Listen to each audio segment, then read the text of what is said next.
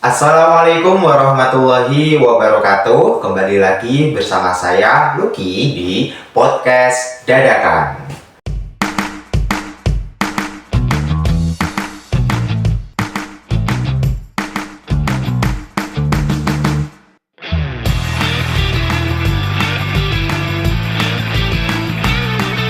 Dadakan.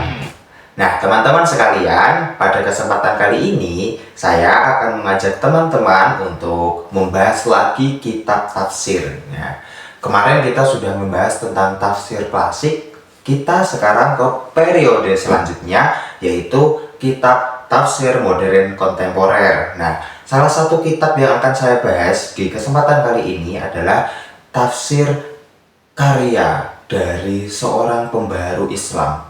Ini pengarangnya, penulisnya itu terkenal sebagai salah satu pilar, salah satu tokoh yang menjadi patokan pembaharu Islam. Nah, kenapa seperti itu dan siapakah tokohnya? Kita akan membahas Tafsir Al-Manar karya Muhammad Abduh dan Syekh Rashid Ridho. Untuk lebih lengkapnya, stay tune with us. Nah, teman-teman sekalian, sebelum kita membahas ke Tafsir Al-Manar, kita perlu tahu dulu nih, Muhammad Abduh dan Rashid Ridho, kenapa mereka itu dijuluki sebagai tokoh pembaharu Islam? Emang apa sih yang diperbarui? Nah, Islam itu pada saat itu disebut mengalami kemunduran. Kenapa kok kita mengalami kemunduran sedangkan kita punya Quran yang dijadikan pedoman? Jadi pada saat itu Islam, umat Islam pada saat itu sedang dijajah oleh Barat. Kemudian masyarakat Islamnya sendiri itu orang-orang yang apatis, orang-orang yang taklid dan lebih percaya dengan tradisi-tradisi masa lalu. Nah, kegelisahan tersebut merupakan kegelisahan dari Muhammad Abduh dan Rashid Ridho. Akhirnya muncullah Tafsir Al-Manar, tafsir yang mengajak kita untuk menggunakan akal dan menolak taklid. Nah, teman-teman sekalian, Tafsir Al-Manar itu nama aslinya adalah Tafsir Al-Quranul Hakim. Tafsir ini lebih dikenal atau lebih populer dengan Tafsir Al-Manar. Kenapa demikian? Berbeda dengan kitab-kitab tafsir lainnya, penulisan tafsir ini itu dikategorikan, ya kita bisa kategorikan prosesnya unik. Karena apa? Jadi, Muhammad Abduh adalah guru dari Muhammad Rashid Ridho. Beliau menyampaikan kuliah tafsir di Universitas Al-Azhar, Kairo, Mesir. Nah, ketika menyampaikan kuliah tafsir tersebut, muridnya yang bernama Rashid Ridho mencatatnya, kemudian diterbitkan di majalah Al-Manar. Nah, dari hasil terbitan-terbitan tersebut, akhirnya Rashid Ridho kemudian berinisiatif untuk menjadikannya sebuah kitab tafsir. Dan fakta menariknya lagi adalah majalah tempat terbitnya itu adalah majalah Al-Manar. Maka tafsir ini lebih populer dengan nama Tafsir Al-Manar gitu. Fakta lagi yang menarik teman-teman, bahwa tafsir ini tidak pernah selesai ditulis. Mengapa demikian? Mengapa kitab tafsir ini tidak pernah selesai ditulis? Jadi, tadi kan saya sudah bilang bahwa tafsir ini lahir dari penjelasan Muhammad Abduh ketika mengisi kuliah di Halaqah Universitas Al-Azhar Mesir. Kemudian beliau sempat menafsiri pada sampai ke Quran Surat An-Nisa ayat 125. Kemudian beliau wafat pada tahun 1905. Penafsirannya dilanjutkan oleh muridnya yang bernama Muhammad Rashid Ridho. Namun penafsiran Muhammad Rashid Ridho itu cuma sampai Quran Surat Yusuf ayat 52. Nah, ini kan jadi fakta menarik teman-teman. Bagaimana mungkin penafsiran Al-Quran yang tidak selesai sampai An-Nas itu bisa sangat berpengaruh ke dunia penafsiran Al-Quran, ke dunia Islam. Bahkan kedua tokoh tersebut menjadi tokoh pembaharu Islam. Nah, hal ini tak lain tak bukan karena isi yang ada di kitab Al-Manar tersebut. Apa aja isinya? Kita akan bahas. Nah, teman-teman, sebelum kita membahas tafsirnya, saya akan paparkan terlebih dahulu ya biografi singkat dari Muhammad Abduh dan Muhammad Rashid Ridho. Muhammad Abduh itu lahir di Mesir pada tahun 1840 Beliau dikenal sebagai tokoh pembaharu Islam. Beliau sangat anti terhadap taklid dan ingin memperjuangkan sisi ijtihad bagi kaum muslim, karena pada saat itu umat Islam itu dijajah oleh barat. Karena apa? Beliau merasa masyarakat Islam pada saat itu terlalu terkungkung terhadap tradisi-tradisi Islam. Kemudian bukan tradisi Islam, tapi tradisi-tradisi tanpa mau menggunakan pikirannya sendiri. Akhirnya apa yang terjadi adalah masyarakat-masyarakat barat yang pada saat itu sudah mengenal atau sudah pada masa Renaissance itu menjajah dunia Arab yang pada saat itu belum terbuka terhadap ilmu pengetahuan. Nah, Muhammad Abduh itu ingin memperjuangkan orang-orang Islam itu berijtihad dan anti taklid. Kemudian beliau memiliki murid namanya Muhammad Rashid Ridho. Beliau lahir di Suriah pada tahun 1865. Kemudian beliau belajar kepada Syekh Muhammad Abduh di Al-Azhar, Kairo. Kemudian beliau juga melanjutkan visi misi dari gurunya tersebut sampai menulis kitab yang kita akan bahas ini, yaitu kitab Al-Manar. Kalau kita membahas tentang latar belakang penulisan dari kitab Al-Manar ini, kita harus tahu dulu, tadi kan sudah saya jelasin konteks masyarakat Islam pada akhir abad ke-19. Nah, pada saat itu masyarakat Islam itu taklid, kemudian fanatik terhadap mazhab. Akibatnya kita secara pendidikan mundur, mengalami kemunduran. Kemudian kolonialisme barat itu sangat masif di Timur Tengah. Akhirnya apa? Kita secara fisik dijajah, kita secara intelektual juga dijajah. Nah, tujuannya Muhammad Abduh menulis kitab Al-Manar ini tujuan dari Muhammad Rashid Ridho menulis Al-Manar ini adalah beliau ingin mengembalikan sisi ijtihadnya kaum muslim yang mulai hilang. Dan beliau juga ingin menafsiri Al-Quran, bukan hanya sekedar menafsiri Al-Quran, tapi beliau juga ingin Al-Quran itu benar-benar dijadikan kembali pedoman hidup bagi umat Islam. Jadi beliau intinya itu nggak pengen umat Islam terbelakang lah dari umat-umat lainnya. Buktinya apa? Ada buktinya di tafsir Al-Manar. Salah satu contoh yang menurut saya ya cukup unik lah adalah ketika Muhammad Abduh itu menafsiri hal-hal gaib. Muhammad Abduh menafsiri hal-hal gaib seperti jin itu bukan seperti jin yang kita kenal, tapi jin adalah bakteri, kuman, dan mikroorganisme. Beliau sangat yakin bahwa Al-Quran itu tidak bertentangan dengan sains modern. Nah, karena apa? Pada saat itu Eropa itu sudah mulai mengembangkan ilmu pengetahuan. Nah, Muhammad Abduh itu merasa bahwa kita itu tertinggal karena kita tidak mau berpikir secara logis gitu. Nah, jadi jangan kaget kalau nanti penafsiran beliau ketika kalian melihat, teman-teman melihat penafsiran tentang jin, beliau tidak mengatakan hal gaib itu adalah jin, tapi beliau mengatakan ia adalah bakteri atau mikroorganisme.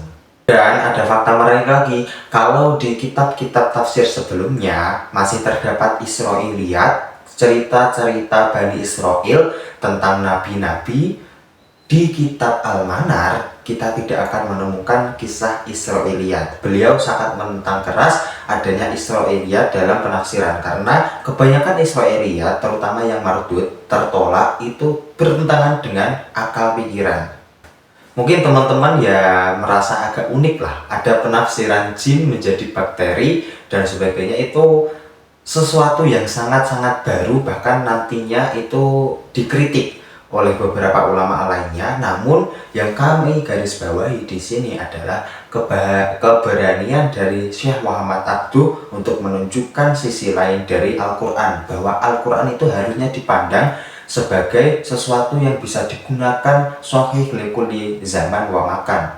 Justru pemikiran pembaharu seperti ini yang nantinya sangat berpengaruh kepada seluruh wilayah di Islam di dunia. Contohnya di kita sendiri di Indonesia, kita tahu bahwa pendiri Muhammadiyah, Kiai Ahmad Dahlan itu terpengaruh juga dengan pemikiran Syekh Muhammad Abduh. Begitu juga mufasir-mufasir Indonesia seperti Hasbi As-Siddiqi dan lain sebagainya itu juga terpengaruh dengan pemikiran dari Muhammad Abduh, pemikiran tentang Islam keterbaruan. Seperti itu teman-teman. Nah, walaupun demikian, secara sumber penafsiran, tafsir Al-Manar masih menggunakan metode sumber penafsiran bil maksur. Artinya dalam penafsirannya pun beliau masih sering mengutip pendapat dari sahabat, pendapat dari Nabi atau hadis-hadis dari Nabi atau qaul dari tabi'in, walaupun porsinya tidak terlalu dominan. Yang dominan adalah sumber tiroinya, yaitu penafsiran menggunakan ijtihad, menggunakan pendapat dari Syekh Muhammad Abduh itu sendiri dan juga Muhammad Rashid Ridho. Kemudian metode yang digunakan adalah metode tahlili, artinya penafsirannya mengikuti tartib mushafi, jadi dari Al-Fatihah kemudian Al-Baqarah sampai nantinya di Yusuf, Quran surat Yusuf gitu, dan analisisnya kontekstual. Kemudian corak yang digunakan adalah adabi ijtimai. Artinya apa? Dalam menafsirkan, beliau juga mengaitkan dengan realitas masyarakat Mesir pada saat itu dan bertujuan untuk menggali solusi yang ada di Al-Quran untuk menghidupkan ijtihad di kalangan umat muslim pada saat itu. Terkait dengan sistematika penyajian tafsirnya, tafsir ini diawali biasanya dengan diberikan dulu tema besar dari surat yang akan dibahas. Setelah itu baru menjelaskan munasabah atau hubungan antar ayatnya, kemudian menjelaskan maknanya, baru mengupas analisis-analisis secara rasional yang ada di dalamnya. Nah, mengapa kok saya sebutkan analisisnya rasional? Ya karena itu tadi, salah satu contohnya saya beri contoh di penafsiran di juz 1 Quran surat Al-Baqarah yang berbicara tentang penciptaan Adam sebagai manusia. Wa idz qala rabbuka lil malaikati inni ja'ilun fil ardi khalifah dan sebagainya itu. Nah, kalau versinya Muhammad Abduh, malaikat di sini itu ditafsiri sebagai kekuatan spiritual, bukan malaikat secara yang kita kenal lah malaikat itu. Begitu juga dengan Muhammad Rashid Ridho ketika menafsirkan di Al-Baqarah akhir tentang kisah Tolut dan Jalut, beliau bahkan bisa memunculkan cerita bahwa Jalut dan Tolut itu bisa menghasilkan 14 hukum sosiologi dan sebagainya. Jadi dilihat dari aspek-aspek ilmu, kebaruan ilmu yang ada pada saat itu, nggak berhenti di kisah-kisahnya saja kemudian yang diambil Israiliyatnya, enggak, tapi beliau melihatnya justru dari sisi sosialnya gitu, sesuai dengan ilmu yang berkembang pada saat itu. Nah teman-teman, walaupun tafsir ini sangat keren lah kalau kita lihat pada zamannya, tentu tafsir ini memiliki kelebihan dan juga memiliki kekurangannya gitu. Nah oke, kita sekarang membahas tentang kelebihan dari tafsir ini. Tentu kelebihan yang pertama adalah sesuai dengan tujuan beliau, tafsir ini mengedepankan Al-Quran sebagai sumber pedoman dalam perilaku hidup kita. Jadi membaca tafsir ini seakan-akan menjadikan pembacanya itu bergerak untuk memang menjadikan Al-Quran sebagai pedoman dalam kehidupannya. Yang kedua, menggunakan metode yang ilmiah dan penafsirannya menggunakan akal, menggunakan takwil, jadi mengedepankan penggunaan akal seperti tadi yang ada di contoh. Kemudian yang ketiga, tafsir ini sangat mendukung, sangat mendorong untuk melakukan ijtihad dan menolak taklid. Yang keempat, tafsir ini sangat peduli dengan sosial. Contohnya di juz 2 laisal birra an tuwallu wujuhakum ila akhirih itu, beliau menafsirkan bahwa bagaimana sih pentingnya saling tolong menolong, pentingnya bersosial, pentingnya bahu membahu. Karena pada saat itu kalau kita bahu-membahu, saling bersatu, maka Mesir tidak akan dijajah oleh kolonial Barat. Dan salah satu kelebihannya juga adalah menghilangkan atau minim sekali Israiliyat yang ada di dalam tafsir ini. Kemudian setiap kelebihan pasti ada kekurangannya juga. Kekurangannya dari tafsir ini adalah yang pertama, tafsir ini dianggap terlalu rasional, terlalu berlebihan dalam menggunakan takwil akalnya. Kemudian yang kedua, tafsir ini dikritik oleh beberapa ulama karena seringkali tidak memperhatikan sanad-sanad dalam pengambilan sumber qira'iynya. Kemudian yang ketiga, ada inkonsisten dari Rashid Ridho yang tadinya tidak menggunakan Israiliyat, tapi beberapa kali beliau mengutip dari Perjanjian Lama atau Perjanjian Baru, seperti itu. Tapi terlepas dari itu semua, saya akui bahwa tafsir ini menjadi tolak ukur dan dari patokan awal pembaharuan Islam. Islam yang tidak jumud terhadap peradaban, Islam yang maju, Islam yang bersinergi dan berkebaruan. Jadi apapun itu, saya yakin banyak hikmah yang dapat kita ambil dari adanya tafsir Al-Manar karya Muhammad Abduh dan Muhammad Rashid Ridho. Nah, teman-teman sekalian, kita di penghujung acara dalam podcast dadakan kali ini. Jadi saya pamit undur diri, kurang lebihnya mohon maaf. Assalamualaikum warahmatullahi wabarakatuh.